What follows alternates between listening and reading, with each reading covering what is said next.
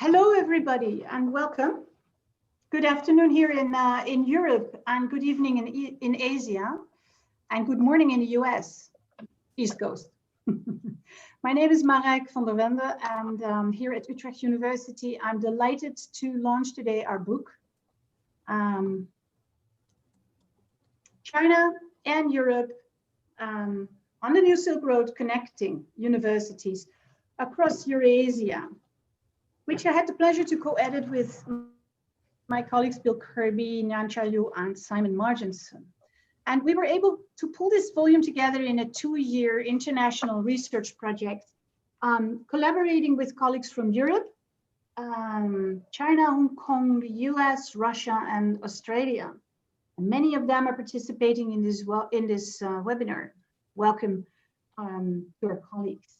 We initiated this project back in 2017 because we felt that with the changing global order as it was built on international governance and multilateral trade mechanisms in the wake of the Second World War, and with China rolling out its New Silk Road or Belt and Road Initiative, uncertainty was rising in higher education. What was in store for international cooperation? The free movement of students, researchers, scientific knowledge and ideas. The New Silk Road is rolling out in times of severe uncertainty in Europe, related to Brexit, among other things. Academic collaboration aims to address the global challenges, to contribute to the global common good, and to educating the next generation for a better world. But rising tensions, security concerns, nationalism, and criticism of China concerning the values of an open society are urging universities to think how they can tackle these challenges and stand firm to defend internationalization, autonomy, and academic freedom. This is not a time to be silent.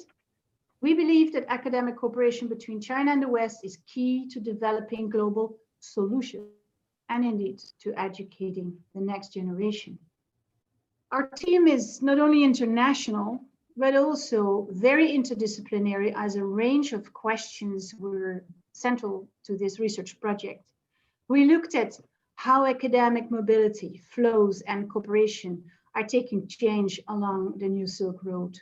What are universities doing and under which conditions, legal provisions, and defined by whom, and based on which values? And what, if any, difference will this New Silk Road make in the global higher education landscape and the dominant role that the US is playing therein? Well, our study revealed that China's rise in higher ed was faster than at first understood, especially in Europe. From a developing country, the workshop of the West, it developed to a more equal partner and now a competitive force in some fields of research. These are the so-called STEM fields, science, technology, engineering, and math, where China is now establishing itself in top of the league tables, but much less so in social sciences and humanities. The former benefit from larger investments and enjoy more freedom than the latter, which raises further questions about interdisciplinary work and innovation in Chinese universities. Imbalances also occur in student flows, many more to the West and vice versa. Flows of students and researchers returning to China are increasing fast, but very few Europeans going to China. And a very uneven situation also regarding access to data. So this is posing big questions for Europe. Do we learn enough about China to match China's understanding of Europe? How can member states of the EU stand together to deal with China? How open can Europe and European higher education and R&D actually be? But more about that in panel 3. Now, first, I shift the floor to my colleague, William Kirby at Harvard University. Thank you very much, Marijke, and let me thank you for your leadership of this program. And it's a pleasure to work with you and Professor Liu Niancai and Professor Simon Marginson on what I think is a very important project on the international history of higher education. You know, we are all part of the broader world of universities in the 21st century. And the history of modern universities is that of universities learning one from another.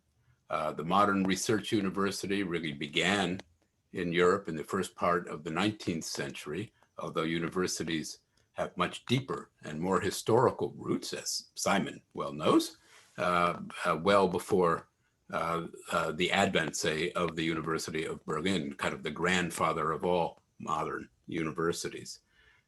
My university here, Harvard University, has plagiarized the norms as best as we can of British colleges and of German universities in becoming slowly and gradually over the course of nearly 4 centuries a good and comprehensive university. But it did not do it in an absolutely or remotely, in fact, original way, but by learning one from another.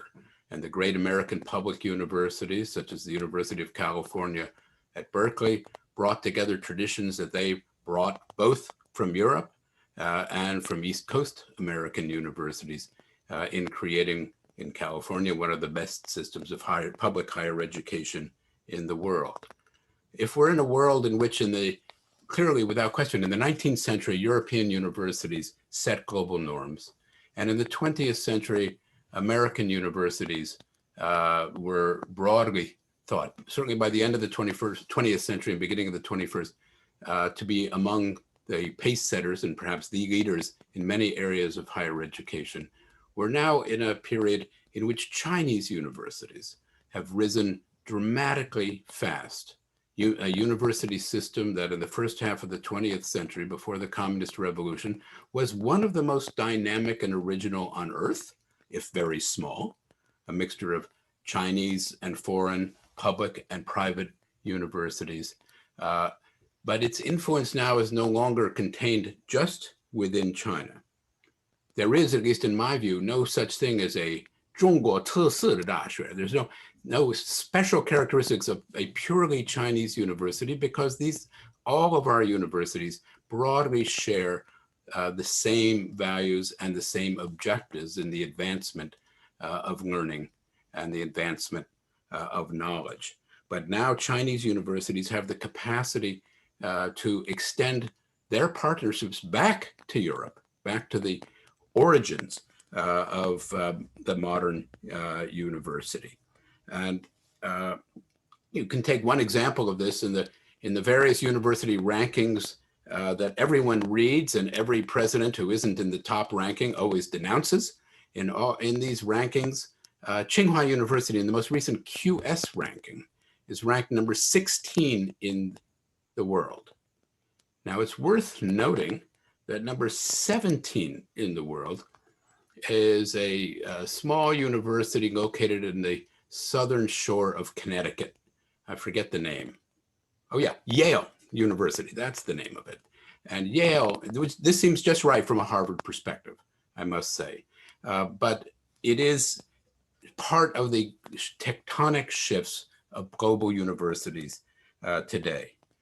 But at a time of rising tensions between the United States and China, a time of comparative political dysfunction in the country in which I currently am sitting at the moment, the opportunities both for Chinese and European universities to deepen their cooperation and to deepen it along not the ancient Silk Road, which was never much of a trading operation, but an important intellectual conduit, but along new paths of cooperation. This is what our book is about. And it is a book that is both rooted in history, in the history of long-standing patterns of cooperation and future opportunities that exist. And with that, let me simply stop and turn matters over to our colleague in this webinar, Professor Liu Niancai. Professor Liu, please. Yeah. Thanks, Professor Kirby. Thanks also for Professor Marek Wengi. It's a great pleasure for me also participating in this project and this seminar. Now, as Professor Kirby already mentioned, that there's a rising tensions between China, the US. It's a very difficult time for globalization and international collaboration. And as Marek had mentioned, it's not a time for silencing. And I think these kind of geopolitical tensions will have a major long-term, at least mid-term impact on globalization, international collaboration. And the best response to these challenges or these tensions is to support and promote international collaboration. And this project is a good example. Also, I think at this kind of difficult time for international collaboration, world-class universities should play a leading role to support and promote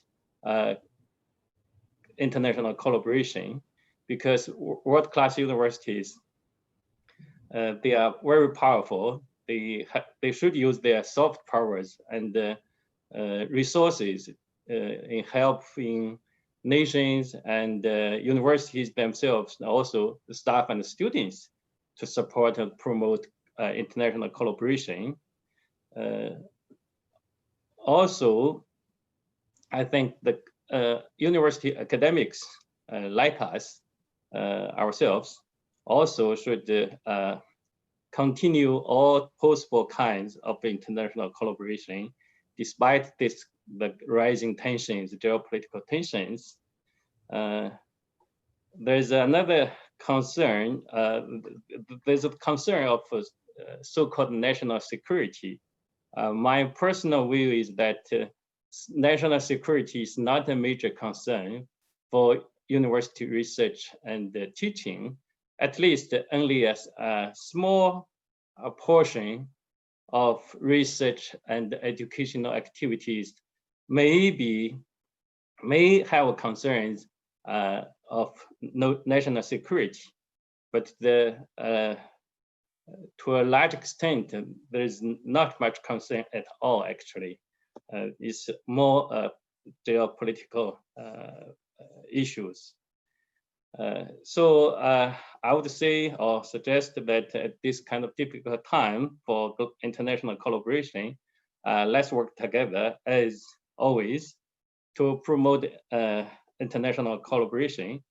And thank you very much. I'll now pass the floor to Professor Murchison of Oxford University. Thank you.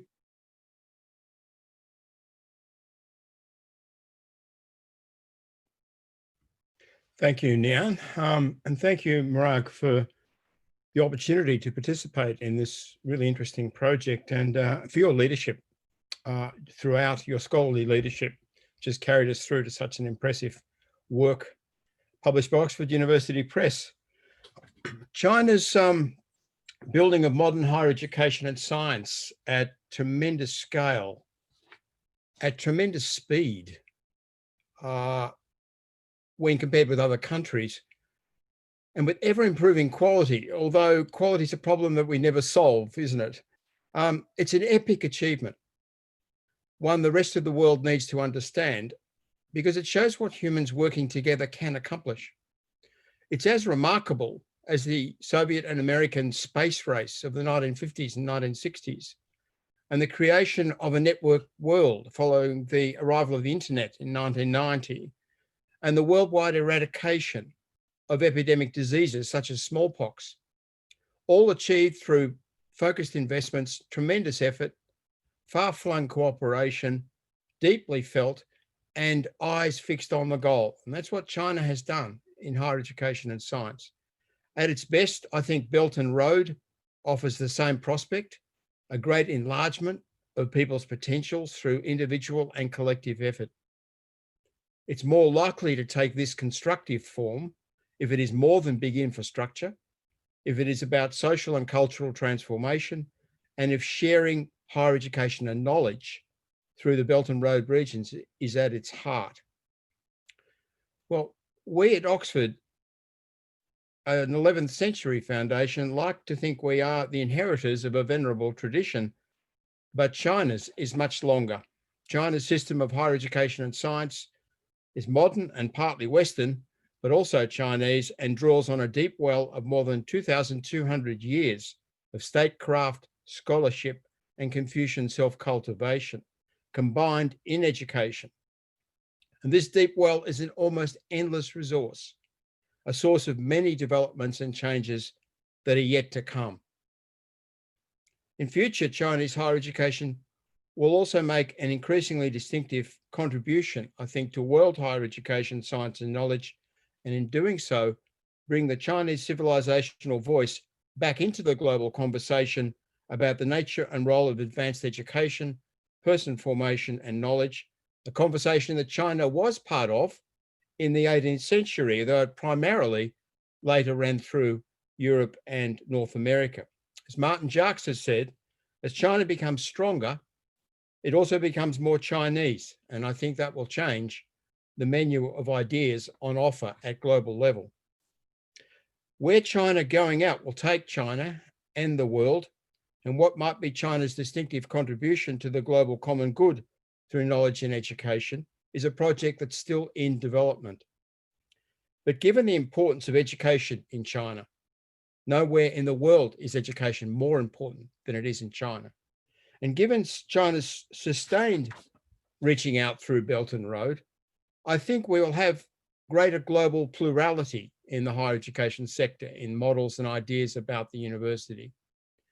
In that process, we can hope, though it is not certain, that China will broaden beyond its phenomenal achievements in STEM education and research in the physical sciences to more fully embrace the life sciences and medicine, public and global health, social and human sciences, and the humanities and the arts, and the extraordinary and diverse potentials of free expression in all those disciplines.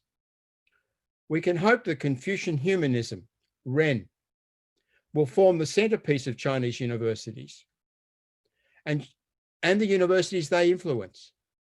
And those universities will explore the potentials of engaged agreement and creative differences with other schools of thought, broadening the exchange on the shared ground of the different humanisms between the great foundations of higher education at each end of Eurasia, China and Western Europe, would bring us closer to understanding the potential of the global common good in higher education. Because in an embattled world, struggling to understand and to survive, and to understand how to survive, the common good is all that matters. I wholly agree with what Lu Niankai has said. I mean, we in research universities cooperate more effectively than governments, and we have a special responsibility to sustain those collaborative engagements at this time and to protect our institutional autonomy and academic freedom that allows us to talk to each other and continue to work together. Thanks very much again, Murak, and can I pass the baton on now to Simon Baker, who will ask us some questions.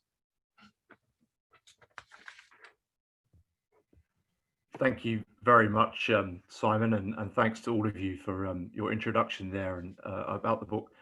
I just wanted to start by saying it's been a privilege over the last few years to follow this as a journalist, the growing rise of Chinese higher education and how it's impacting the world, and to thank you for the project over the last couple of years, which has been fascinating to see as it has developed, and provided lots of opportunities for us to write about this issue from various different angles.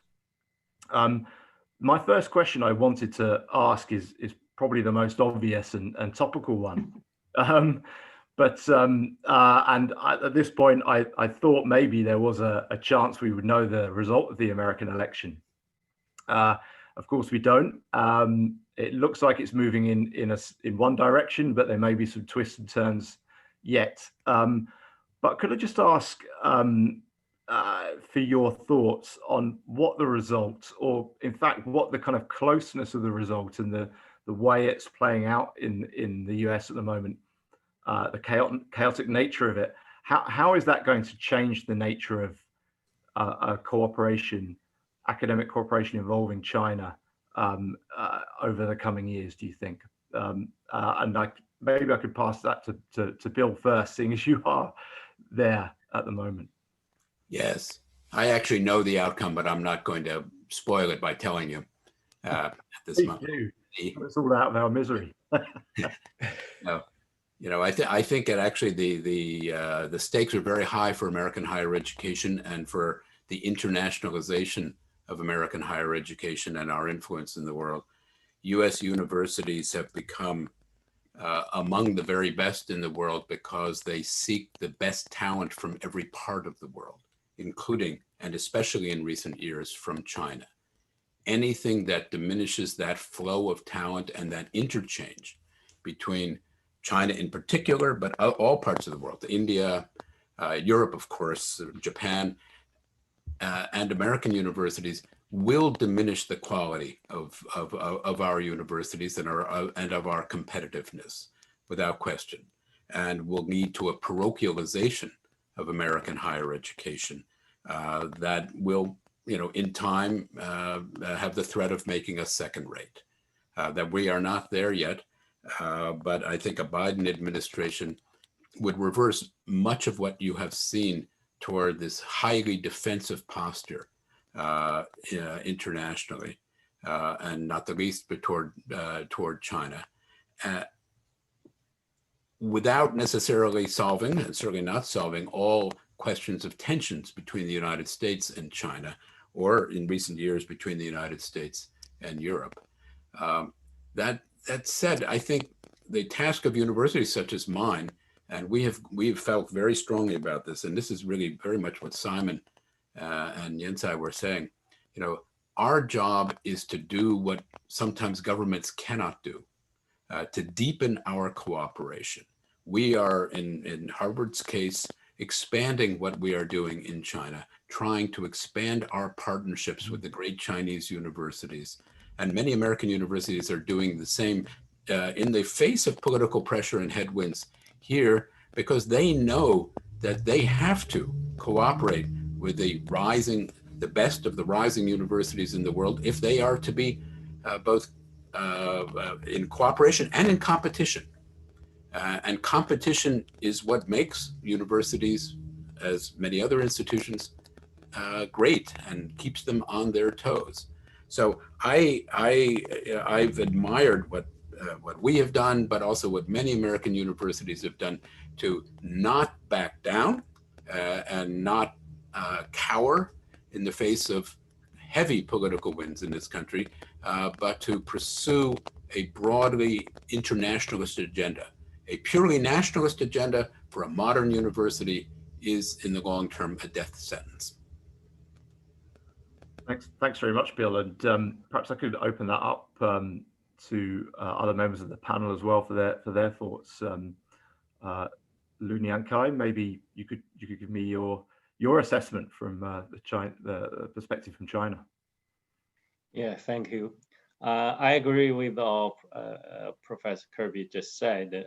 I just add that they're already happening in the last couple of years or a few years, and will in the next few years or maybe longer, that more collaboration between Chinese universities and the European university will happen, and relatively less Chinese American cooperation will happen. That will be whoever will be the next president of the United States, that will happen.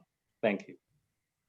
And yeah, that picks up on a kind of follow-up that I wanted to add to the first question. And Bill alluded to this, but maybe I could address this to you, to Marek. Do you think that that direction of travel even if there is a Biden presidency, will continue in terms of that growing suspicion of China in research terms from America, perhaps? And Bill suggested maybe Biden would reverse some of that, but I wonder if really the direction of travel has already been set in many ways. It will require a lot of hard work to not only to reverse, and I'm hopeful that Bill will be right that would happen, but already the frames are being set and the discourse, the tone of the discourse, and it has become pretty antagonistic. And the load of questions we get from journalists and other parties, also from members of parliament and the like, that are negative in any case, and sometimes even nationalistic in the background, are regrettable, because with that kind of a frame, the risk is that we educate our students with a worldview that is not very helpful for a bright future. I'm especially concerned about the teaching role of universities if that sphere is really trickling down into our organizations. So that's another mission I would very much subscribe to, that in order to be good educators, and that's a primary role of universities, we have to fight against this kind of negative political Cold War rhetoric. Thank you.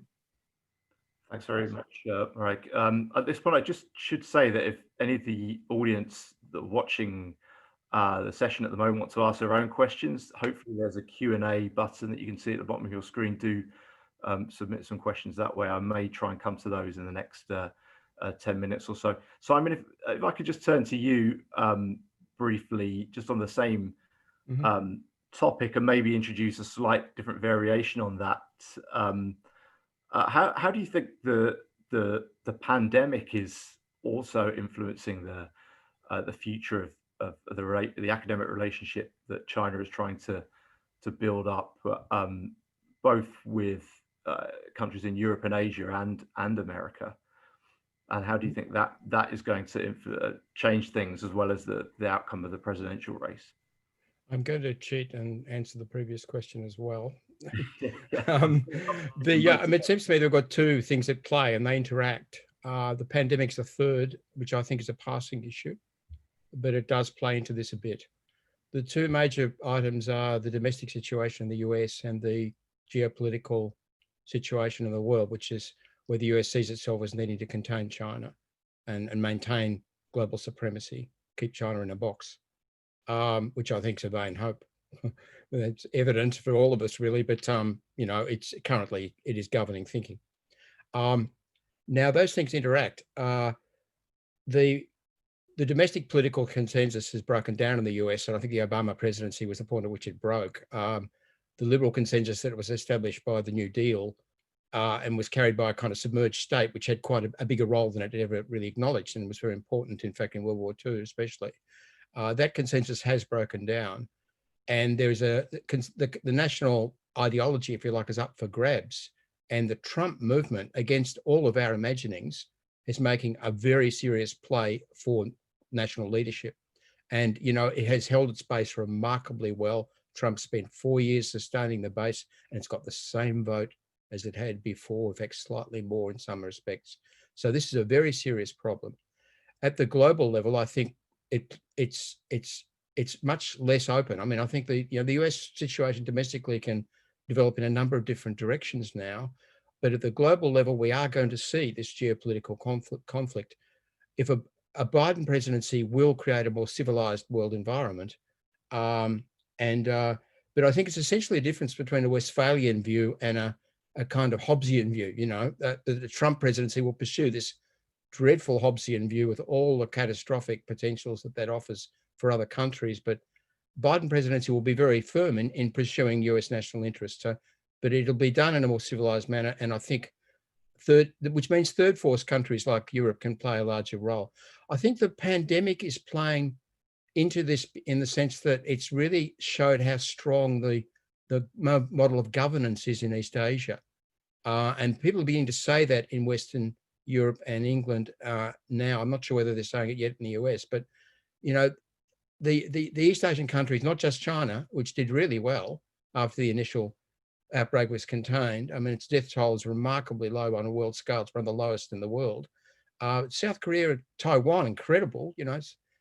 Singapore, wonderful managing of the pandemic, and it's shown us that social discipline and government leadership can be sustained across the board in East Asia, whether you're talking about a one-party state or you're talking about a contested democracy. It's the same kind of cultural form, and there's lessons in that for all of us in terms of how we conduct our societies. And I think in higher education we need to open up that conversation, start talking about the useful things we can learn from Western European countries like Finland and Denmark, which have also managed the pandemic really well and much better than most of the other countries, and certainly better than the erstwhile leaders, the Anglo-American democracies. Oh, thanks, Simon. And Can I add to that, Simon? Yeah, of course. Yeah. Please. Well, it's totally agree, and we discussed this in a webinar earlier this year. And what we also observe is that some of the outcomes of our project in terms of trends and flows may be accelerated by the pandemic, and that would concern, for instance, trends we already observed, like the slowing down of globalization, been reshoring, but also a shift of flows towards the east that was already observed. Not only investment goods but also in terms of student flows. And we also saw a strong rise over the last couple of years in students and researchers returning from the West, often educated at the best universities, to China. And that, of course, has been accelerated enormously. So I think this will most likely allow China to capitalize on what it has been investing in over the last couple of years, higher education and research, in a very sustained and systematic way, even more so because it seems to be coming out of the economic consequences of the pandemic much faster than in any case Europe is doing at the moment. This, I think, could be added. Thank you. Yeah, I was going to ask that, is the pandemic in some ways a tipping point for the change in student flows, maybe not so much for China or for European students to be going to China, but to China to start to become the focus of inbound students much more?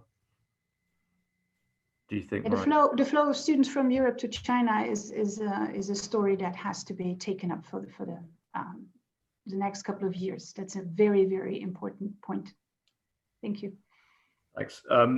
And just to turn to some audience questions, because I have had some come in, and actually the first one links to a third question that I was going to ask the panel anyway.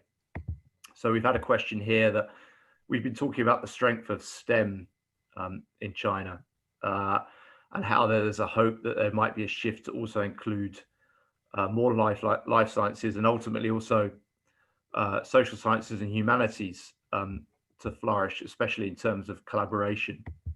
And I think the question, how this links to the question I was going to ask anyway, is the restrictions on academic freedom that various people think do exist in China. Does that make it really impossible for there to be a flourishing of real cooperation in social sciences and humanities in the future? What needs to change there? And indeed, are there restrictions and regulations in Europe, for instance, that actually may hinder cooperation in the future too? Perhaps if I could ask Simon that first. Well, I think actually Bill has got a much longer experience of working the non-sciences in the non-natural sciences in China. And Nian will have things to say as well. But I mean, my sense is that, you know, the freedom of to operate in the humanities and social sciences has fluctuated since the opening up began. You know, the 80s were quite a liberal period in many respects, and a healthy period. A lot of diversity in the public arts, for example, at times. And I mean, my sense is that the party state can sustain its authority with a considerably greater level of freedom in the social sciences than currently is the case. And I'm thinking of, you know, for example, the capacity of social scientists to take up issues where they pose alternatives, or they use a different language or different theorization to that which is dominant in government. I mean, when I work with my colleagues in China in the social sciences, my sense is that it's very much like it is in my own university most of the time. But there are, and the whole atmosphere is very similar and good. People criticize very freely inside the university, discuss very freely, and so on. Where we're different is, to some extent, is what we can take out into the public arena, the sort of civil or civic space. And that civil or civic space is not a constant element in the Chinese political culture. It opens up at times and it closes down at times historically. And that's always been the case. And the imperial period was the same. You know, you had this fluctuation between a broad public conversation and a more closed environment. So I think ultimately the solution to this problem, it lies probably outside the universities, and it lies in the political culture and how that evolves and develops, including the way in which the internet is managed. You know, I think all of us are aware of this issue and problem, and seek to protect and advance our colleagues in China when they seek to exercise their rights as scholars. Thanks, Simon. And Yep. any of the other, Bill, did you want to come in on that too? Yeah, just briefly, I think Simon has got it quite right. You know, within the walls of Chinese universities, there's an extraordinary capacity for debate and of what in the original German context back in the Humboldt University, what's now the Humboldt in the Bergen, of Lehrfreiheit and Lernfreiheit, of the freedom to teach and the freedom to learn. It has, however, been significantly constrained over the last 7 years in the social sciences in particular in Chinese universities. And it's a worrisome sign. On the one hand, one could say, of course, if officially Marxism is a guiding principle for Chinese universities and for the Chinese Communist Party, well, there's no greater European influence than Marxism, right? He was, as I recall, German. But students who actually read the real Marx and go out and organize workers, they're punished because the real Marxism doesn't have much to do with the official Marxism of the Chinese Communist Party. This tension goes on almost every day in a classroom and in universities. And I think the question to ask, can a great liberal education system with liberal education in the humanities and social sciences flourish in an illiberal polity? The 19th century German answer is yes, up to a point. And yet levels of censorship and control in Chinese universities have become much stricter. And then 1 year after President Xi Jinping took office, each university was told that there were 7 things not to be talked about in universities. Matters of history, history of the party, Western democracy, you name it, so civil society. And I always say when I speak at a Chinese university, and my friends at Chinese universities know this very well, the greatest universities have to be places where there isn't one question that can't be asked, let alone 7. Thanks very much, Bill. And I think I've pretty much run out of time now. Nyankai, did you wanted to add anything to that from your perspective quickly, just to make sure you have a chance to add to that? Yeah, thank you. I think there's some issues there, but my personal experience as a social science researcher in educational research, I don't have any problem of that kind. I do have the academic freedom to teach what I want to teach, to do research what I want to do, and to collaborate with who I want to collaborate. So I don't have any problem, but there's some issues, topics ideological or whatever, a very small portion of, not in education, in some other social and political science, let's say, you cannot touch, you cannot speak openly. To some extent, I agree. That's for the so-called national security or national stability. I think for a great country, a big, huge country like China, you don't need this kind of stability to further develop, because it does not have much at all about the essential freedom of academics. Thank you. Well, thanks very, very, very much, and thanks to all of you for that discussion. I'm afraid the short time I had has run out now, so it just leaves me to pass on to the next panel now in this book launch. And the title of the panel is "Academic Values as a Compass for Global Collaboration." How are the political tensions in and around China working out in academic work? What are implications for institutional autonomy, academic freedom, and joint efforts towards science as the global common good? I'm going to pass now to Dominik Saxon-Meyer from Göttingen University in Germany, who is going to start the discussion on that panel. Thanks very much again. Well, thank you very much. And it's good to see and hear everybody here on this panel and on the other panels. Under normal circumstances, we would be meeting now at Herrenhausen Castle in Hanover, where with the support of Volkswagen Foundation, we would have had a physical dissemination conference for this book and for the entire project that Mareike has led in such a wonderful and efficient way. And well, I really hope that eventually we can make up for that, and that in the second half of next year, the Corona crisis will be sufficiently subdued, and then many of us will be able to meet in person and maybe discuss some of these issues together with academic policymakers, university leaders, and so forth, just as we had planned actually twice this year, and twice Corona got in the way. So I just want to share a few very brief thoughts on, well, the politicization of the political context of the China relations, especially with an eye on the humanities. Well, the first panel already talked about quite a few issues. Just want to share one observation about the, well, pressure on internationalization that we are observing right now in different parts of the world. And I think, I mean, we should be aware of the fact there's two different kinds of pressure here in China and in Europe.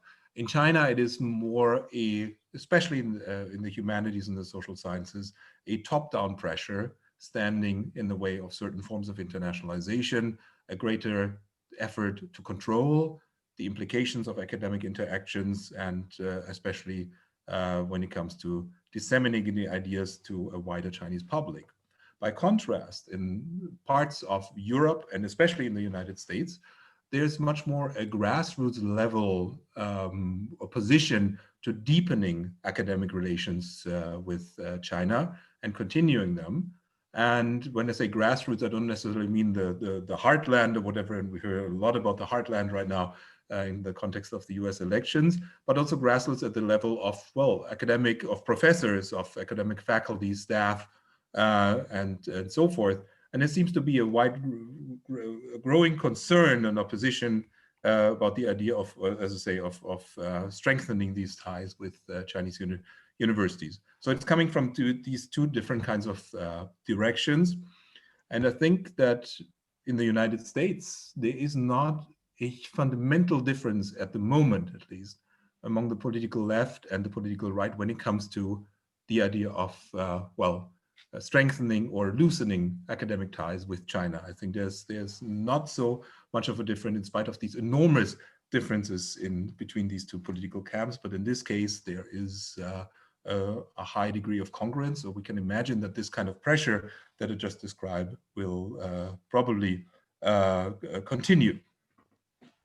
So what does that mean also for, my second brief point is, what does that mean for the Chinese humanities and their global context and their global relations? And this point that I'm also making in the chapter that I authored as part of this book that we're launching today. which is, yeah, what I think if we widen the scope of this question, and then we should also ask the question, what kind of global roles do the Chinese humanities play at the moment? And of course, you have individual thinkers who are enormously influential and visible, but by and large, you could say that in the West, there is very little reception and maybe also very little receptivity to scholarship coming out of the Chinese humanities and the social sciences. And now, of course, we could assume that all has to do because of political pressure and control, and Chinese scholarship is being streamlined and so forth. As we just heard, and I fully agree with that, that is not the case. Chinese scholarship within the campus walls or within the rooms of seminar walls continues to be rather independent and also highly critical of conditions locally and globally. So that's one thing. I don't think that has something to do with that. And it's also not necessarily related to the language issue, because even if Chinese scholarship is being translated into English and other Western languages, it is usually not so much cited, even in globally oriented fields like global history or global sociology and global anthropology. We have very little Western scholars referring to Chinese scholars when they're not talking about China. And this brings me just to the last point, to my very last point. So this probably, I mean, this the comparatively little influence and visibility that scholarship from the Chinese humanities and social sciences has on a global level is not because the work is not relevant, but because there's older hierarchies of knowledge that have evolved since the late 19th century and lasted over the 20th century. In these fields, it was obviously easier to reverse these hierarchies of knowledge in the field of the STEM fields and the applied sciences than in the humanities and the social sciences, where actually these patterns still frame our interaction at an international and a global level. Thank you. I will not talk too much because I only have about 5 minutes. And I just want to introduce some of the key points of my chapter, which is including in the book. And this is the main points of my chapter also, I mean, the major outline. And the title is about the objectives of Chinese higher education in relation to the New Silk Road Initiative. And in my chapter, I touched on several points in relation to the development of Chinese higher education, focusing on its humanities and social sciences, and also its influence on the New Silk Road countries. And I'd like to show my second slide. This is about main observations from my chapter. And since several speakers have talked about the difference between the hard sciences and soft sciences, or the STEM fields and the fields of humanities and social sciences, especially, I mean, the influence or the possible global influence of Chinese higher education in relation to its humanities and social sciences. I think that at the current stage, if you look at the influence of Chinese higher education, especially I mean, the influence of its humanities and social science or exchange activities in that aspect. As a matter of fact, more programs or educational programs have been exported to the New Silk Road countries, focusing on languages and Chinese culture or history, rather than the exportation of Chinese hard sciences. I mean, the natural sciences, engineering. And this is what is going on between China and connection with the New Silk Road countries. I think this is the first point. My second point is as a matter is more important. The features of Chinese higher education is has several distinctive features, aspects, as is illustrated in my chapter. For example, and some of the speakers have mentioned earlier, the dominant leadership of the Communist Party in the governance and management of all higher education institutions, the standardization and the planning of teaching and the learning, the devotion of Chinese higher education and research to national and economic growth, and also on the pronounced utilitarian approach to higher education. All these fundamental features of Chinese higher education have not yet been exported to those new Silk Road countries. This is my second point. So for the possible influence of Chinese higher education on these countries, and forecasting the future is impossible, but some trends are general. My personal observation is that with increased influence of Chinese economics and its political on these countries, I think the fundamental features of Chinese education might be exported to these new Silk Road countries. Thank you.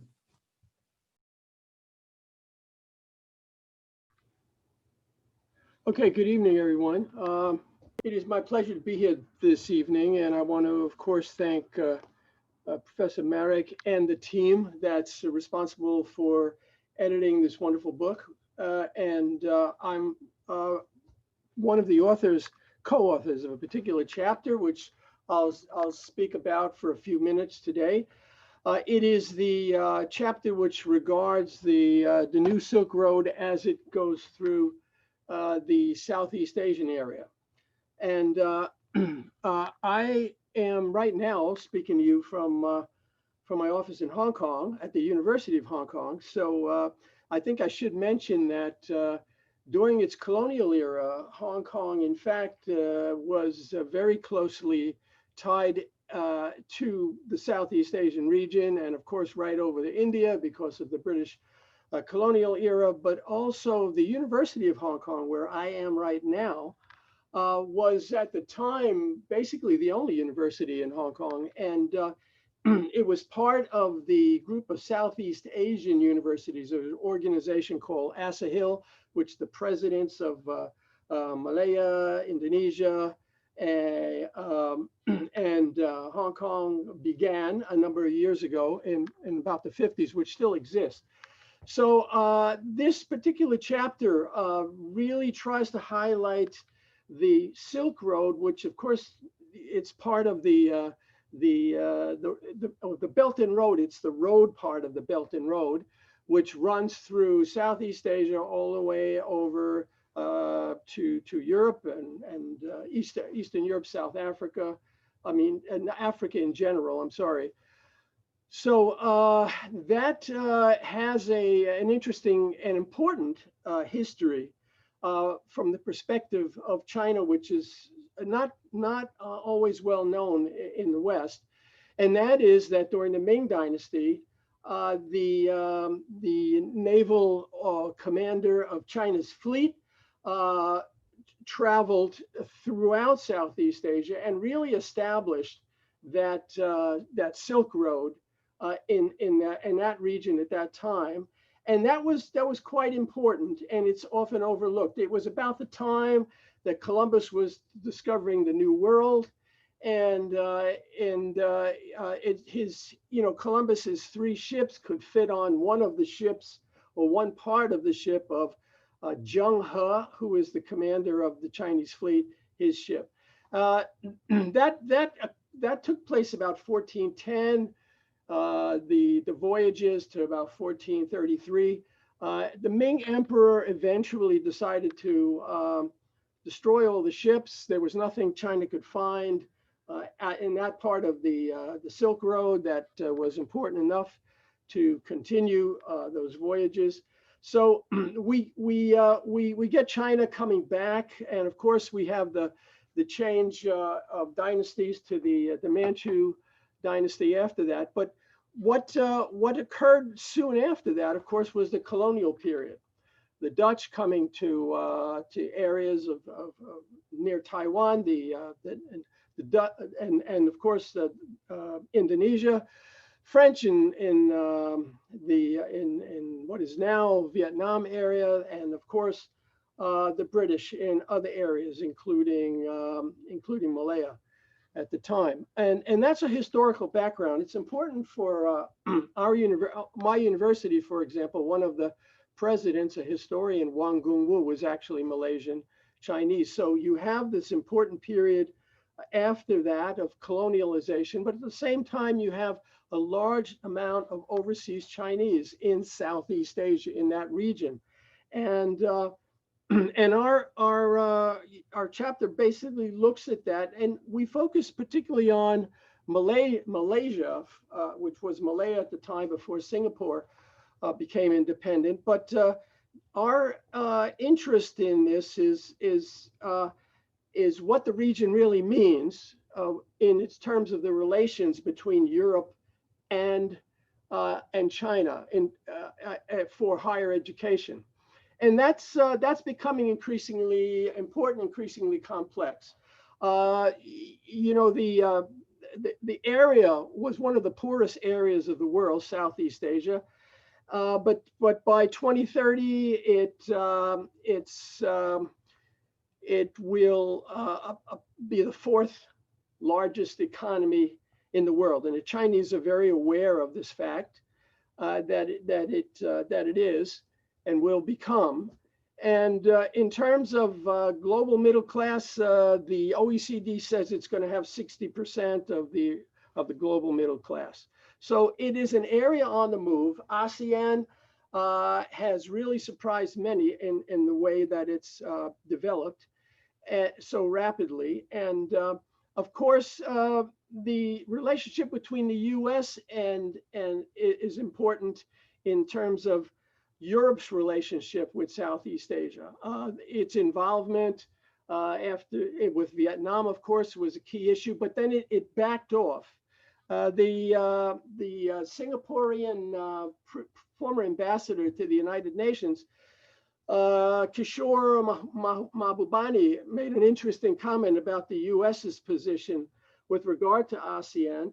And he said that US officials, if I may quote him, US officials groan when they have to schedule visits of US presidents and secretaries of state to visit Southeast Asia.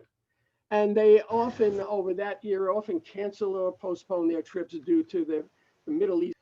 In terms of higher education, there are two things going on. We're talking about world-class universities. And of course, China, Xiamen University is in the top 10, and it's a 985 project university. And it has a campus in Malaysia. That's a Belt and Road University campus. And we talk about that in the chapter, and I could. But I think it's important also to if we're talking about higher education, the fact that China has the most students in higher education in the world right now, and it actually has a plan. I'm working with the Yunnan Southeast Asian Department of Education through the Ministry of Education, and we're looking at its relationship with ASEAN, Southwest China's higher education institutions building relationships with ASEAN, which is part of the Belt and Road. So, Jerry, sorry, we have to move on to Chipping. Thank you very much, Marek, for your great leadership. Thank you very much, Bill, for your great scholarship and instructions. My chapter was chapter 6 in the book. I reviewed a big, successful yet silent EU-China higher education program, which was 20 years ago. That program was born during the honeymoon of the EU-China relationship. Now the circumstances has changed. Yet I am myself very still quite optimistic. Why? University, as we all worked for, the name of the institution indicate the universal value, in my understanding, to pursue the truth of knowledge, of education, of educating young generations. So internationalization is what modern university born with. students and faculties, and we know as for the Bologna University or Paris University, all came from all over Europe. And then the model of the European university spread out to America, to Asia, to Africa, and so on. My university, as Marek indicated in the very beginning, Tsinghua University, is now a pretty good university, so-called World University, but it was established in the last year of China's last empire. May I quote from Bill's article? We were only a school of sending young students like 10 years or 12 years old to study in the United States. It was in the year 1911. So then after that, the Chinese higher education system has suffered a lot from civil war, World War I, World War II, and then many political turmoil. But the international cooperation always restored very quickly. Each time when just the turmoil ends, the international cooperation just reassumed. So I myself was not pessimistic about the international cooperation of higher education. And I'd like to give in 3 recent facts. First, there was a Sino-US University President Forum last month. And today I just came back from a Sino-Italian University President Forum, which was jointly hosted by my university, Tsinghua, and Yale University. And today was jointly organized by Tsinghua and the Milano Polytechnic University. Obviously, in my understanding, at the university level, there is a clear consensus of international cooperation between the academic community. A second fact is, I did a recent research on international student study and home country. Given the fact that now the Chinese students occupies 25% of the world international students in last year, over 100 million students. Those students are still expect to sustain their study abroad in Europe and also in United States. So the student study and home country project was mainly based upon the university exchange agreement. My university has several agreements with many universities. Also, Shanghai, Jiaoda, I think also Fudan, many Chinese universities, we did have such exchange programs. So, and also the Chinese Ministry of Education last month, issued new policies to support such students' activities. So this is a fact too. The third fact is, I'd like to introduce a recent research did by my colleagues shows that despite there is still many geopolitical tensions, the United States and China remain still, the two nations still remain the world's leading cooperators including the COVID-19 research. This is pretty surprising research. So that's why I'm pretty optimistic. Finally, let me quote what the United States President Ronald Reagan concluded his speech in his first visit to China. It was a visit to Fudan University in Shanghai in spring 1984. He said so. History is a river that may take us as it will, but we have the power to navigate, to choose direction, and to make our passage together.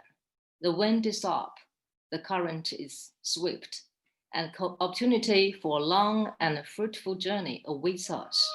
Generations hence will honor us for having begun the voyage. I think our generations and scholars, we all have the burden, all have the mission to continue our international academic cooperation. I end my talk here. Thank you.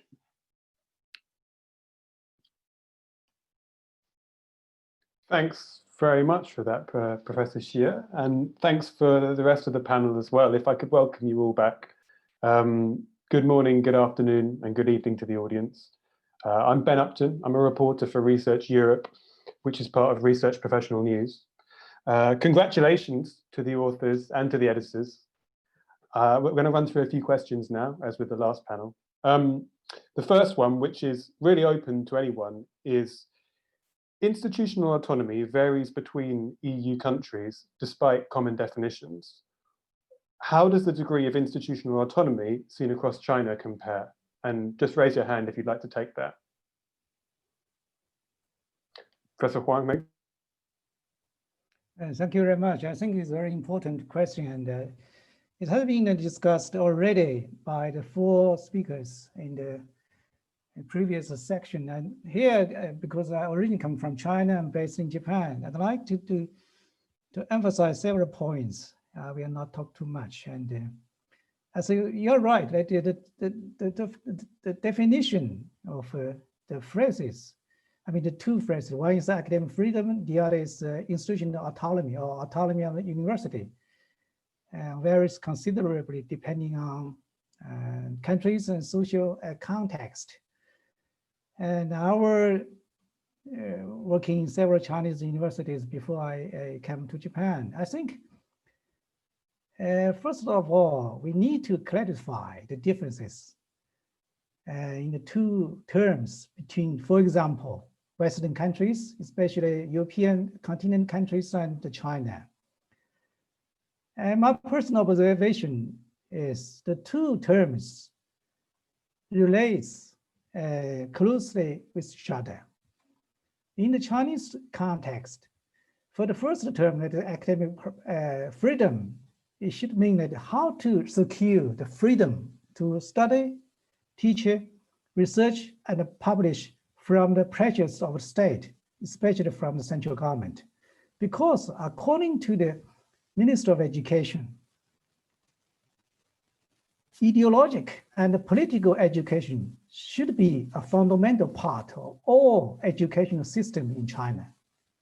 This is clearly emphasized by the Minister of Education in China. This is the first point. The second point, the autonomy of a university is indispensable to realize it. It means academic freedom. I think it's very important. Many European universities are national universities, but they have a long history of protecting academic freedom and university autonomy from state power. It is autonomy regarding, for example, the content, method of research, and the teaching and the personnel affairs. While in China, it's totally different. Both the party secretaries and president, especially in these leading universities are directly appointed by local authorities or the Minister of Education. So this is one of the biggest difference between European countries and China. However, this academic freedom does not mean that you can study, research, or publish anything. Academics coming from 2 different countries, the countries from European countries or from China. Research activities must be constantly evaluated by scholars in the same field, and they should help government solve problems and to contribute to the welfare and development of society, as well as contribute to global goods. My last point is, on the one hand, academics activities must be undertaken based on fundamental principles of research integrity. And on the other hand, they should be accountable to both state or government and society, and will be aware of building and maintaining a healthy relationship between science and the state or government, as well as society. Thank you very much. Thank you very much, Professor Huang. Was there anyone else on the panel who wanted to jump in on that, the breadth of autonomy? Yeah, Professor Bastiglione, you just need to unmute yourself, I think. Good. Futao, thank you very much. All I wanted to add to that is, I think it's sometimes not understood that there's actually been a general increase in institutional autonomy in China's universities in one sense, a movement from control to supervision. And that's because it's clear that with such a large system, it's extremely difficult to assure for the government to take the full responsibility to assure quality. So more weight is put on the individual institutions. There's also quite a variance across the system in terms of which institutions have more autonomy to operate than others. And so I think that's even within the current context of more of a concern of political tightening, the Belt and Road going global for China is a very major initiative, and the concern about having to deal with that, and then having to deal with any instability within the country governing 1.4 billion people. Governance has become much more complicated in the era of mass higher education. So I do think that there are the conceptual discussions which those of us often have about the traditional concept of say academic freedom or autonomy, professional autonomy in China, differing a little bit from the West.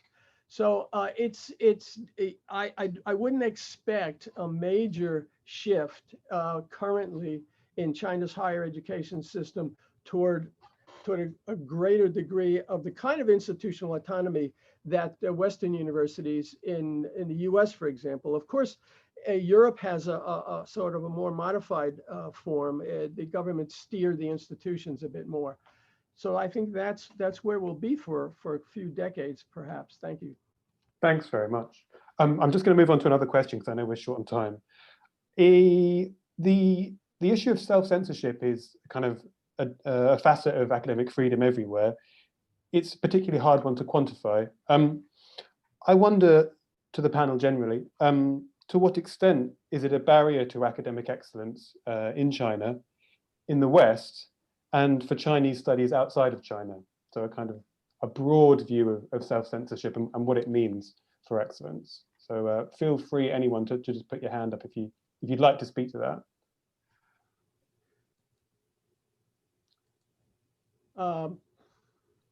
Thanks very much.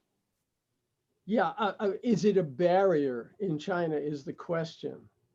Okay, and of course, there is no university system that has absolute institutional autonomy. There are certain degrees.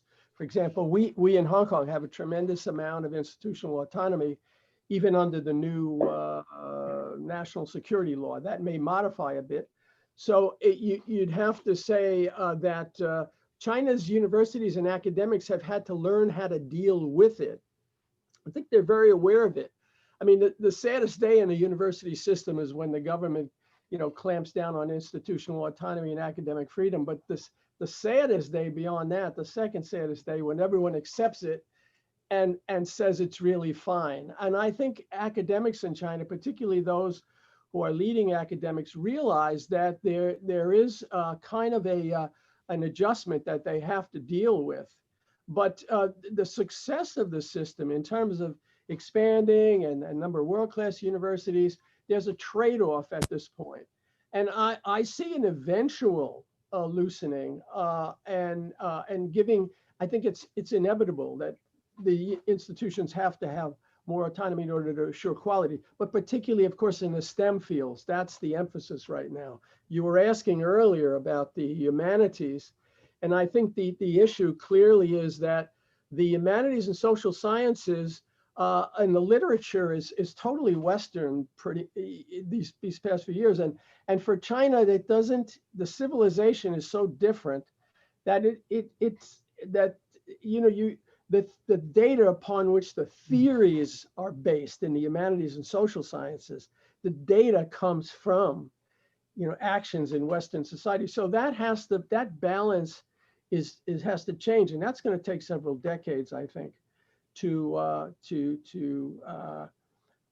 so for that reason, the universities within this current terrible global tension over trade and technology, the universities have to take on a special role. I have to really stand up and assure themselves, particularly university leaders need lots of courage to ensure that the academic exchanges and educational exchanges continue for the purpose of peace and global security.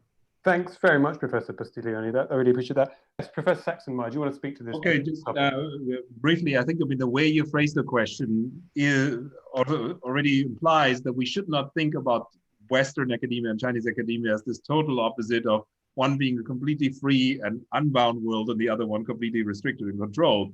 I agree with that. Having said that, I must say, I mean, of course, the pressure for self-censorship has been visibly rising in China over the last few years, and you can feel that in international conferences and so forth. I mean, people are much more cautious to express certain kinds of topics, not all of them, but when it comes to the government, when it comes to, well, talking about the central government and some other issues, there is a high degree of self-censorship. And of course, that's a challenge in particularly the humanities and sciences, obviously less in the STEM fields and in the applied sciences, where there's not politically sensitive issues. Professor Xie, did you want to speak to this? Sorry, while we're on the topic. Yeah, I agree with what the professor just mentioned before. I just want to add something, something pretty short. We can see clearly there was some difference between the Chinese scholars and also Western scholars because we have different point of view or different cultural history. Please note that the higher education system is never an independent system. It's always merged into certain system in a member state, in a nation state. So if there's some censorship, if the censorship is unacceptable, it's not only for the higher education. We have the Chinese culture has a tendency to cherish so-called stability. It's not only for the education; it's for everything: social life, family life, and everything. The stability, we should also call it harmony. They want something to be stable, to be so-called peace. So if we're too much concerned about the censorship, they won't be here today to attend today's webinar. Yeah. And thanks very much for joining us. We've talked quite a bit about humanities on another panel, but I know Professor Saxenmeier, your chapter was on the humanities, so it seems a shame not to bring them up one more time. I wonder, we talked about how as a discipline they're quite Eurocentric. How can we all benefit from kind of balancing that with Chinese perspectives, for example? Well, I think, especially, the global humanities is one of one of the most important recent developments that we witness in a variety of fields, be it history, be it anthropology and sociology. And I think, it is very difficult to think globally only from a European or North American vantage point. Yeah?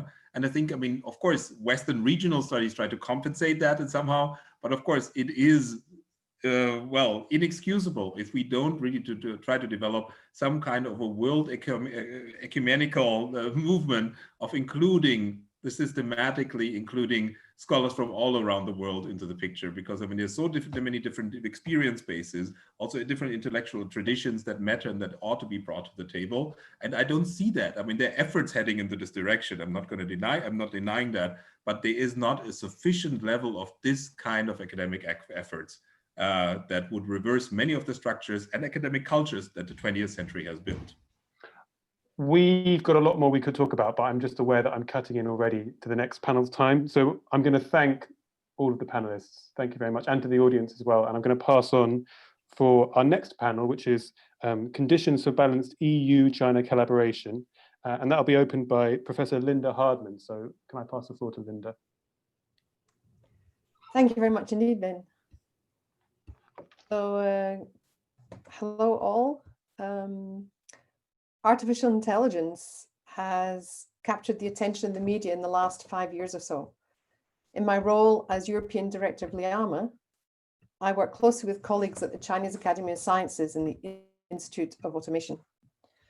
LIAMA was founded in 1997 by the CAS Institute of Automation and INRIA, the National French Research Organization. LIAMA promotes collaboration between French, Dutch, Chinese researchers and students to collaborate both on joint research projects in the areas of computer science, automation, and applied mathematics. Our goal, just as with any international research collaboration, is to stimulate creative research at both sides. There are sometimes concerns that the Chinese will steal knowledge from the West. In AI, this is far from true. If you look at the growing percentages of publications in the top AI conferences and journals, these are co-authored by Chinese colleagues, either working from China or working from abroad. The topic of this particular panel discussion is really looking to see how we can give some sort of advice to the EU in terms of measures or actions they could undertake. And in my own field of AI, then I think there are a couple of topics as being particularly dominant. One of them is the global challenges, competition for top talent, a topic that Bill's already pointed out earlier. And another one is in how China is dominating the AI research landscape. In terms of the top competition, the amount of money that China is investing in AI research and innovation is quite huge.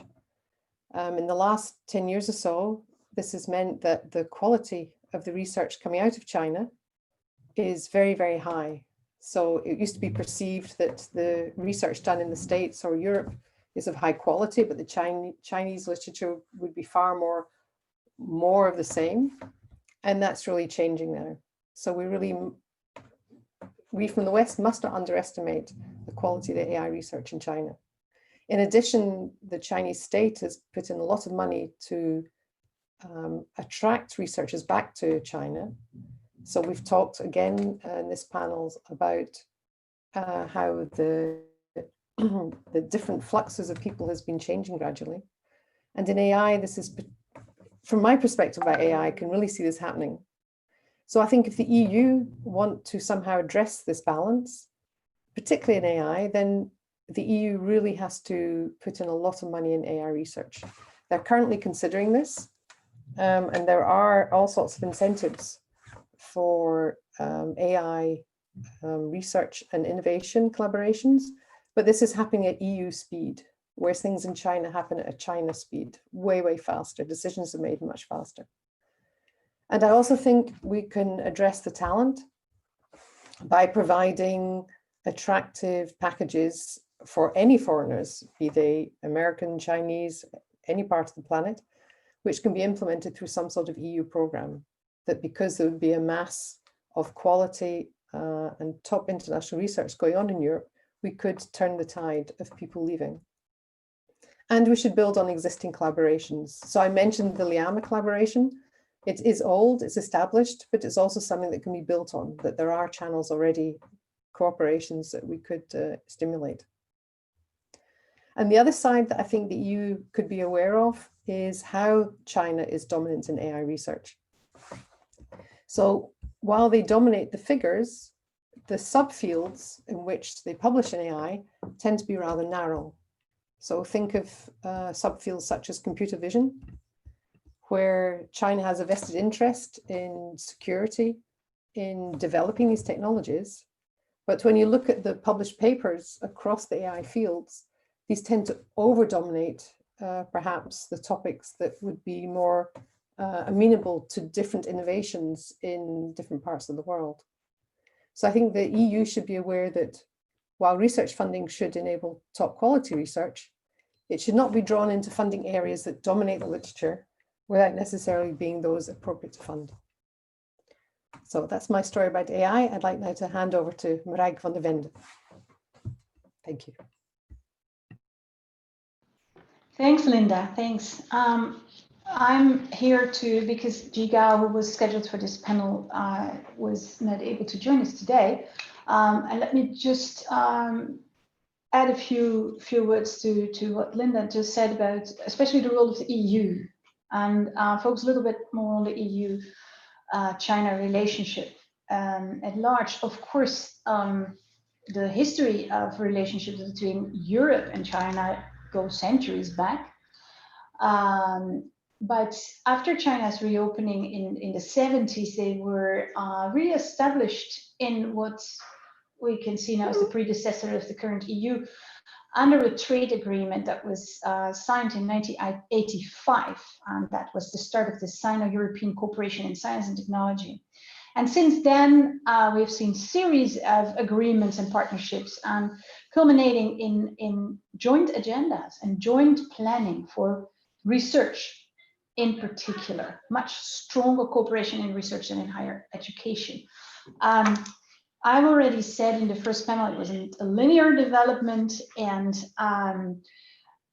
China's incredibly fast growth went unnoticed for a moment, but especially I think its announcement of Made in China 2025 was a wake-up call.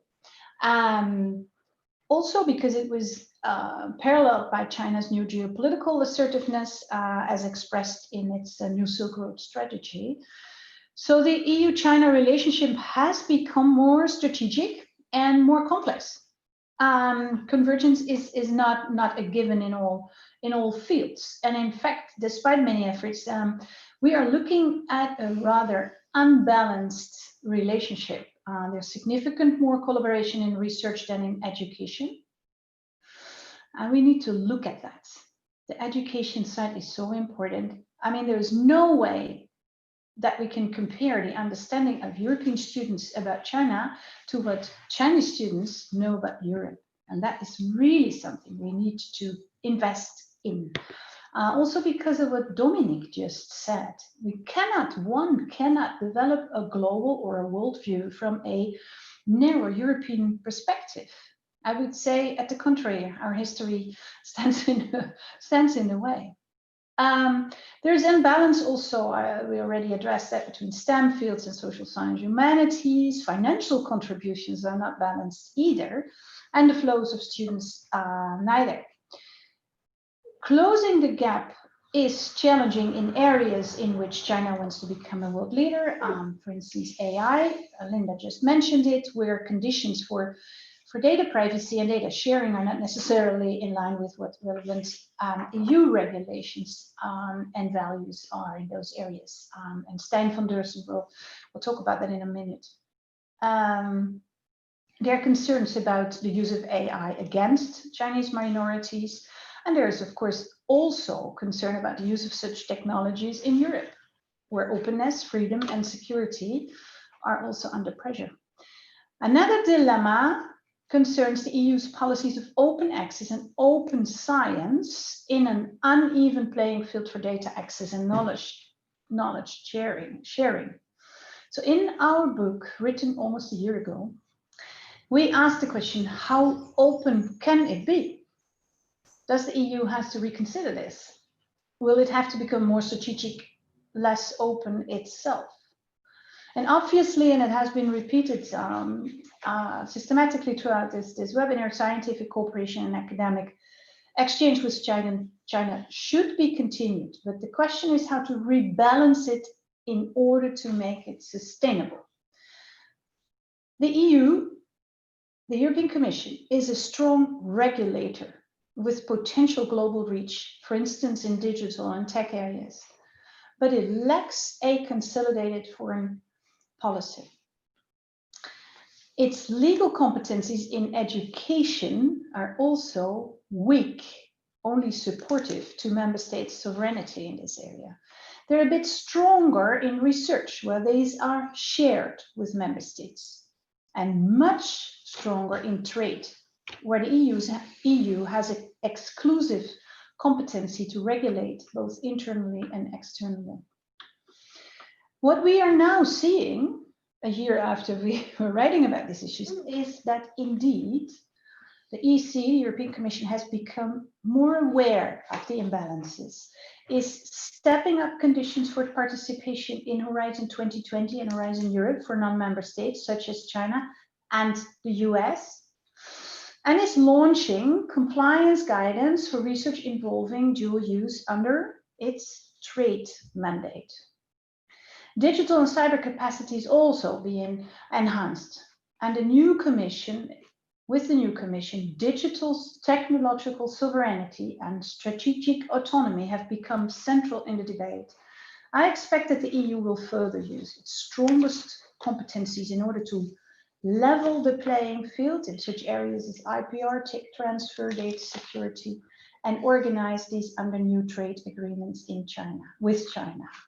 So in a way, we're back in 1985, but it's good that the unbalanced relationship has been recognized in order to establish a more sustainable relationship. And now I hand over to Stijn van Dersen. So thank you, Marijke, very much for this very important words. And right now, I would like to add upon the question that Marijke also asked, how open can it be? And I will do that from a European perspective. So I will say a few words about the restrictions that there might potentially be with regard to international research collaboration.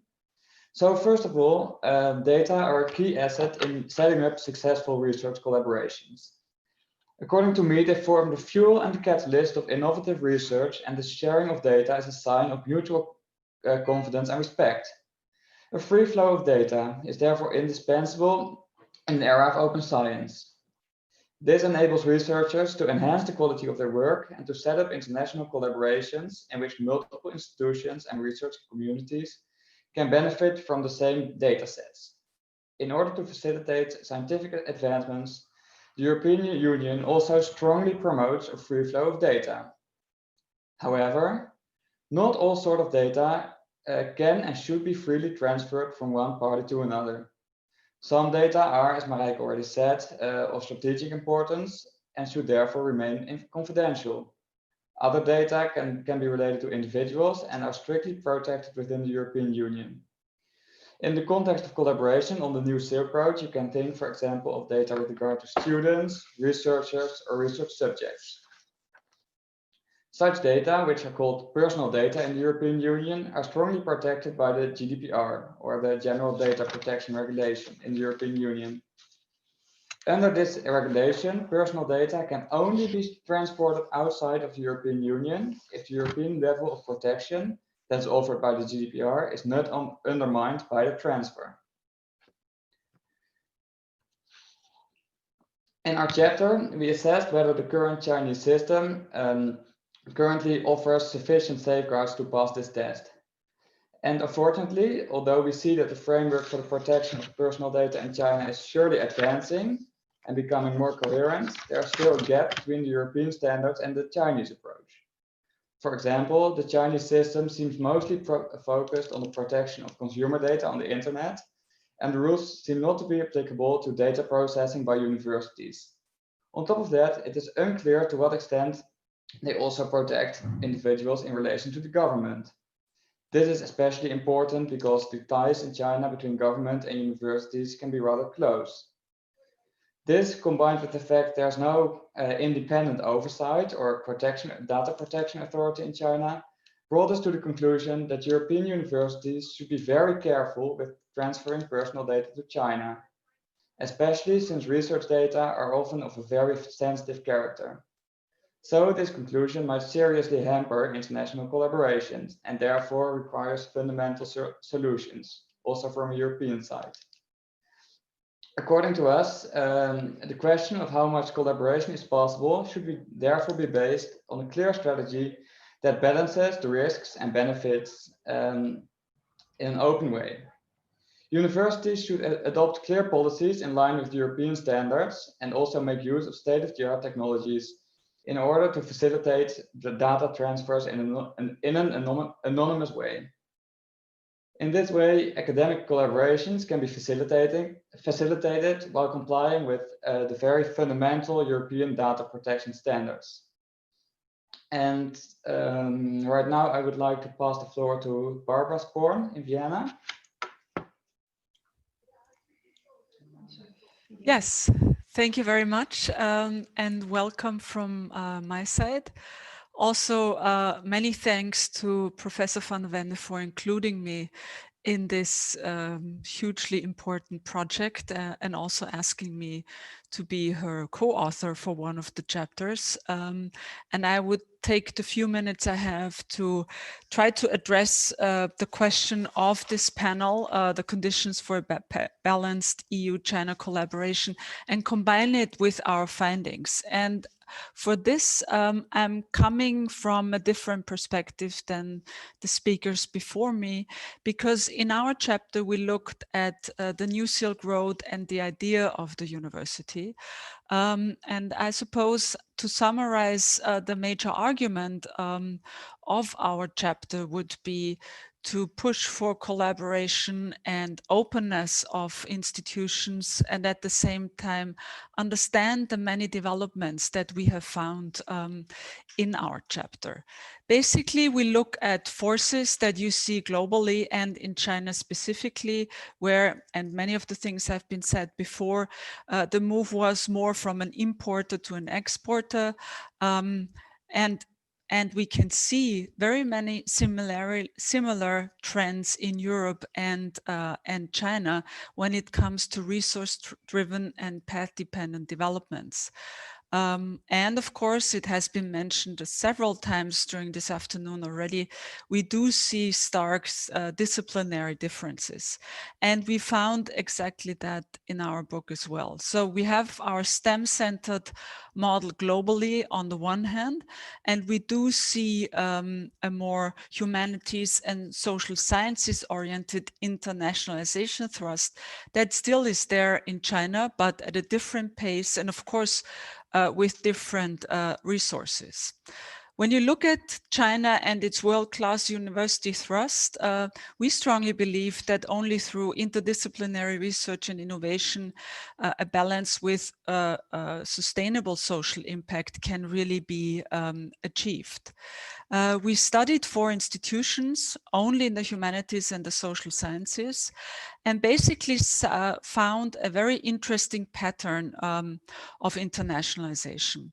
And there are alternative globalization paradigms that combine paradoxes. And I want to mention 2 paradoxes, and probably we can discuss this later in the panel discussion.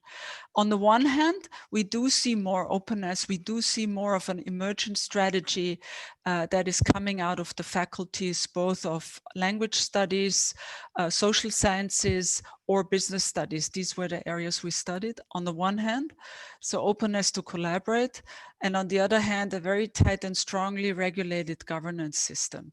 So that's one paradox we see of tight control on the one hand, and global engagement and exposure on the other hand.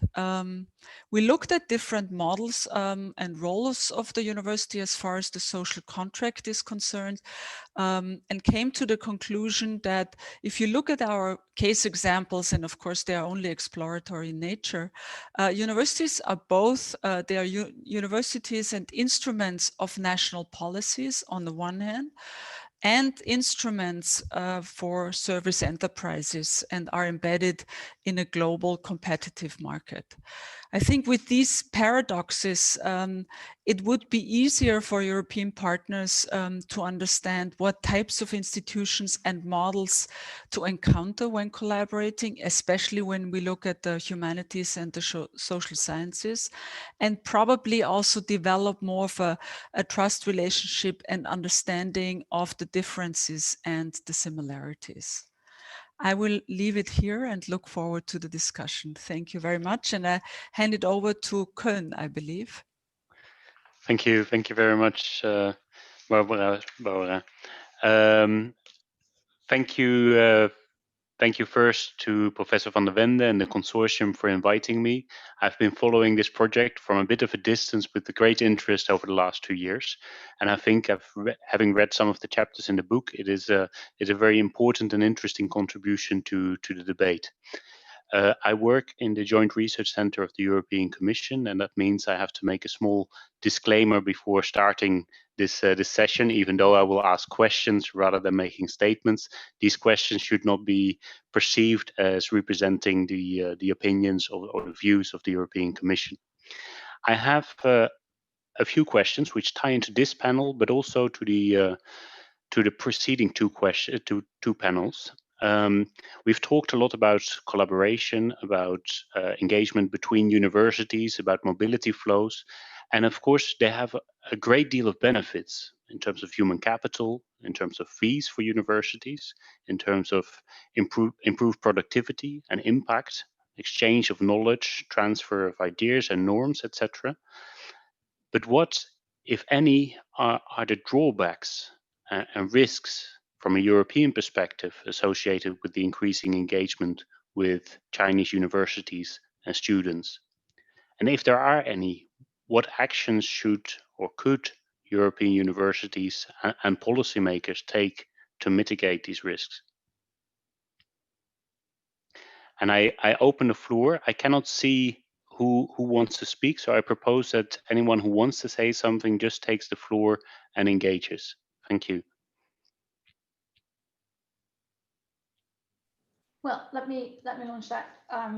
Thanks.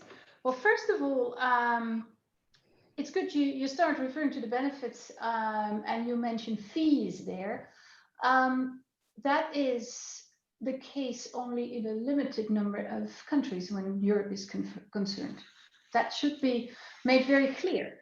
For instance, United Kingdom, not anymore a member of the European Union, but has a very clear policy there. And actually the income from international non-EU students, such as by a large majority students from China, did indeed bring in quite a substantial amount of funding into universities, which was cross-subsidizing a lot of the research going on. So that's an important dependence there on Chinese students, not so much for their talent as well for their fee contributions.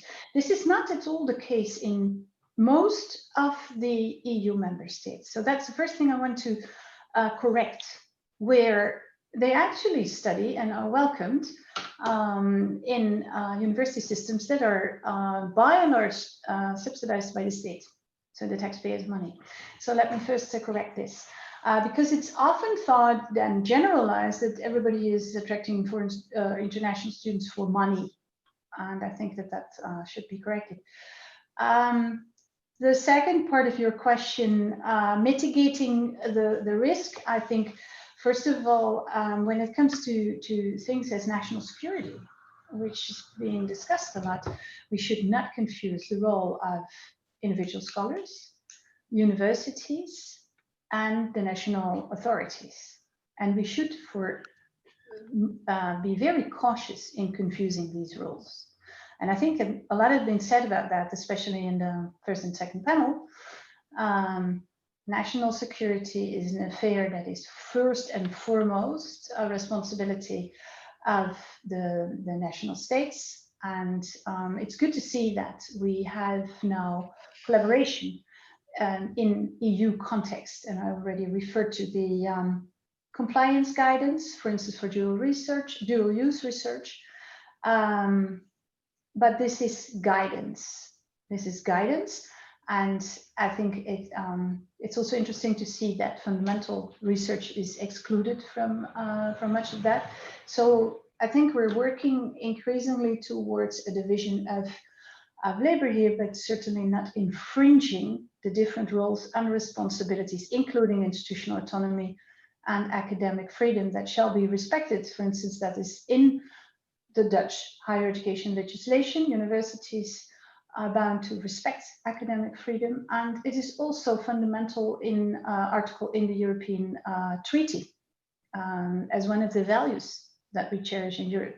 Thank you. Thank you very much. If someone else would like to say something on this, or shall I ask a second question? I leave a small space of time if someone wants to take the floor.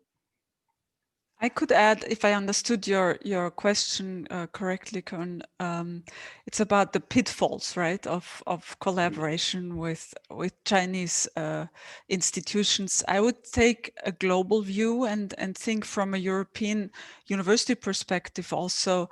It's of key importance to stay competitive in a global scene. So often we do compete as partners with US or other Asian institutions and cannot offer the same type of research culture, funding, and positions that you might have in other parts of the world. And I think that can be a danger of having a stratified system and not being viewed as an equal level playing field from the Chinese perspective, because we always have our European view.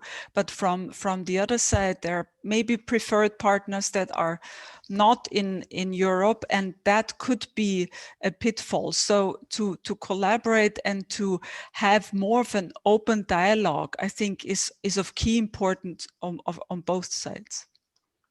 So also coming to a full European research area will be important in order to become an equal partner to China. It's not only Yes.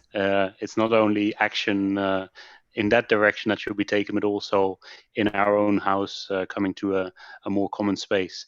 I have a question that I want to ask to Stijn and to Professor Hartman. Last year, China considered plans for requiring open access to data from its funding programs. That was a big debate in China at the time.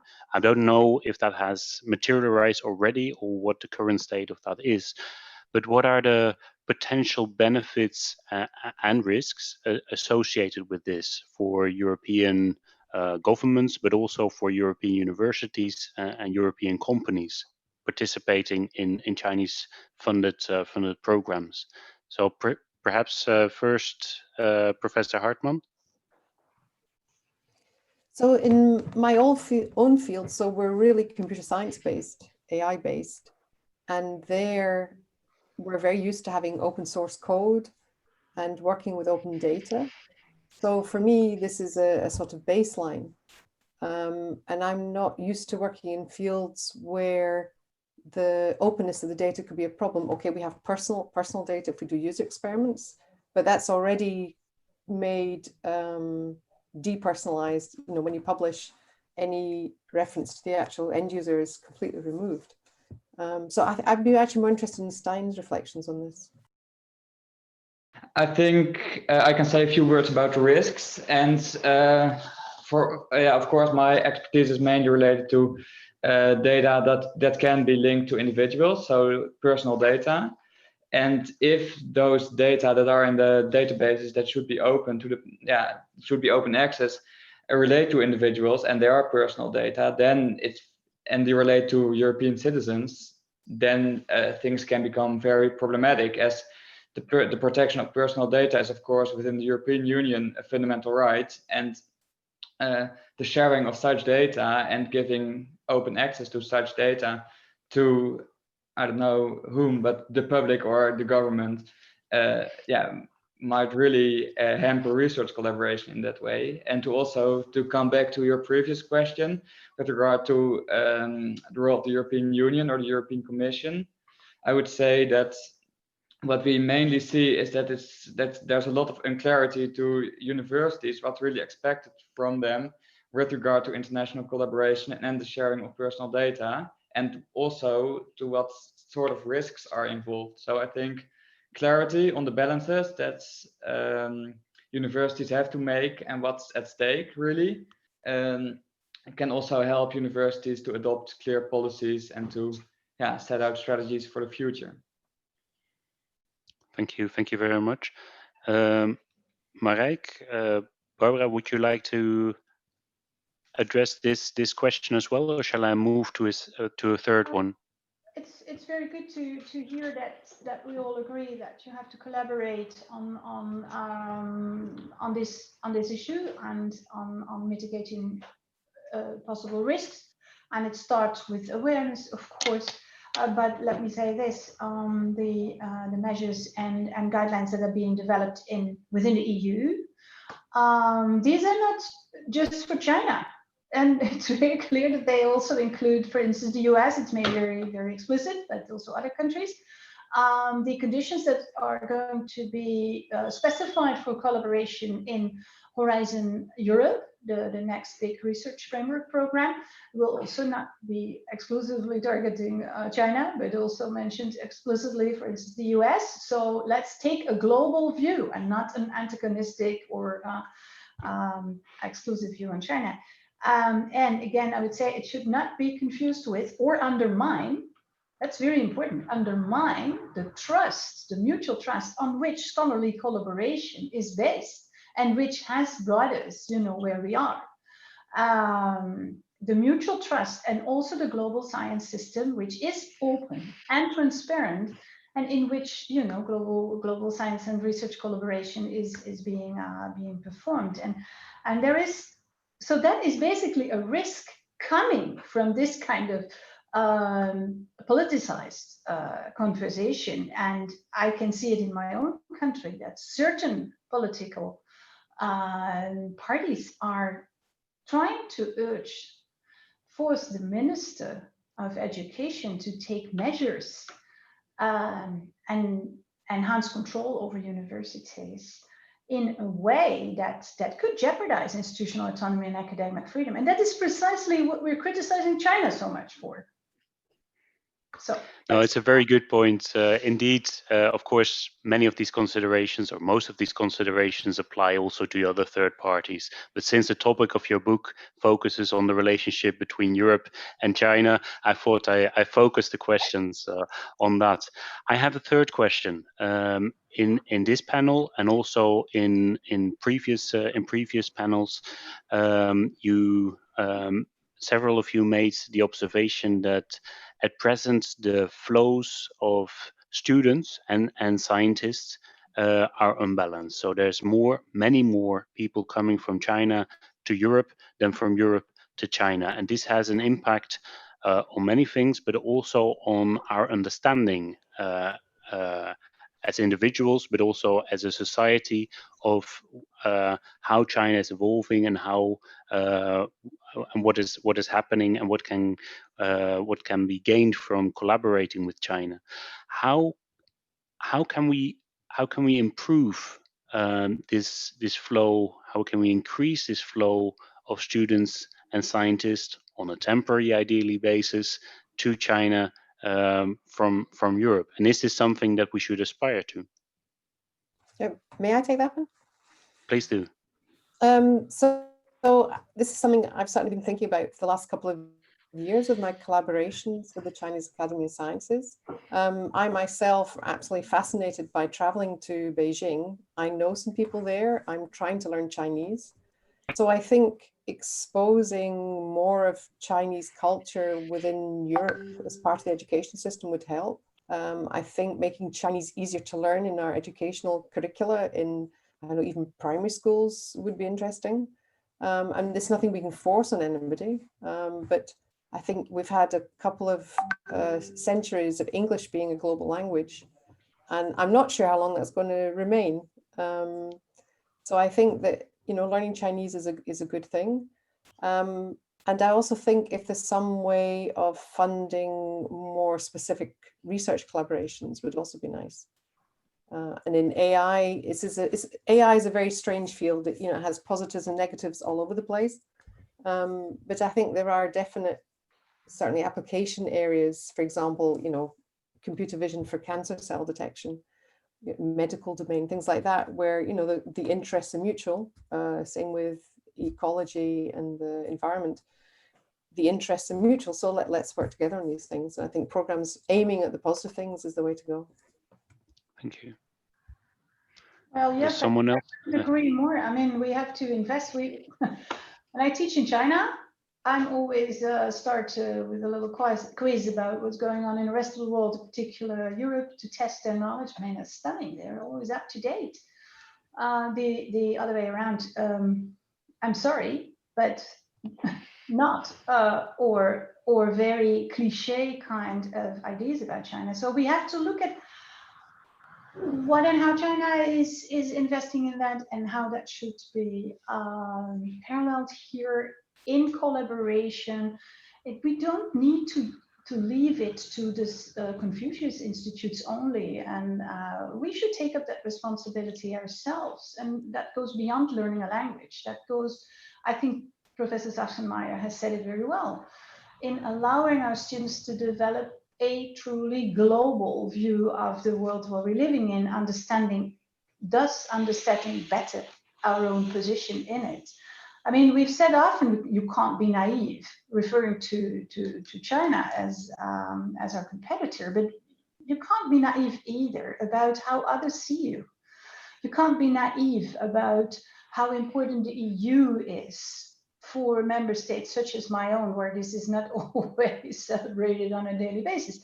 You can't be naive either about the extent to which all these challenges are also present in the Western world. I mean, challenges to our freedom and security. I think we really have to take, as universities, our role as educators in this whole scene more seriously.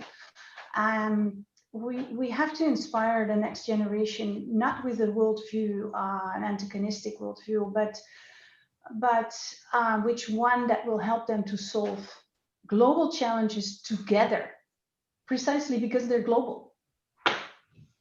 Thank you. Maybe can I add just one other thought? Please do. Yes.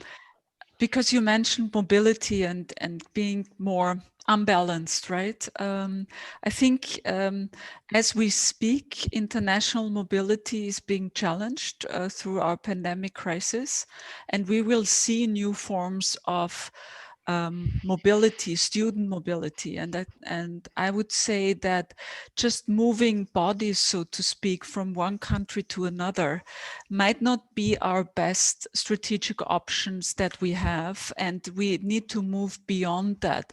And this is not to criticize instruments that have been extremely successful, like the Bologna Accord in Europe, but I think we went one step ahead. So there are many more, again, collaborative effort, joint programs, shorter ones, longer ones, different programmatic areas of collaboration.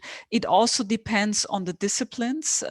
I guess if you're a PhD student in the STEM field, it's probably more attractive to go for a sabbatical to China than if you're in the humanities and you're a bachelor student. You probably pick schools in the Netherlands or the US for your mobility choice. So it does depend on how you define mobility, and I think that has been changing in more, again, collaborative efforts, the fields, and also the level of students. So for bachelor, master, and PhD students, probably you see different patterns evolving. And many Chinese universities also in our study, they do campuses in Europe, and bring Chinese students and have them mix with European students on the executive level, for example. So we will see more patterns that look much more like collaboration, as maybe not opposed, but moving beyond mobility only. So to maybe to round off, to emphasize the importance of collaboration, mobility, and mutual understanding for having trust and indeed the ability to engage productively with each other, I think I will hand the floor over to Marek van der Wende for the closing of this very, very interesting and stimulating session. So thank you very much. Well, thank you, Koen, and thank you, everybody. I hope you have enjoyed this webinar. And of course, we regret that we had to plan the conference in Germany. We had to cancel that because of COVID. But at the same time, and as discussed, I think the pandemic makes the findings of our study only more relevant. And we remain convinced that the research and further research, because we have a wealth of questions ahead of us, we remain convinced that should be undertaken in close collaboration between China and the West. No way of doing research about this topic without our Chinese colleagues. And as also said by Nanchai, this is the best response to the current tensions. So I would like to thank all my colleagues for this wonderful project and this great collaboration. I would like to thank our conveners, the technical facilitators, and of course our audience. The recording of this session will be made available online from our website. And with our book, Happy reading.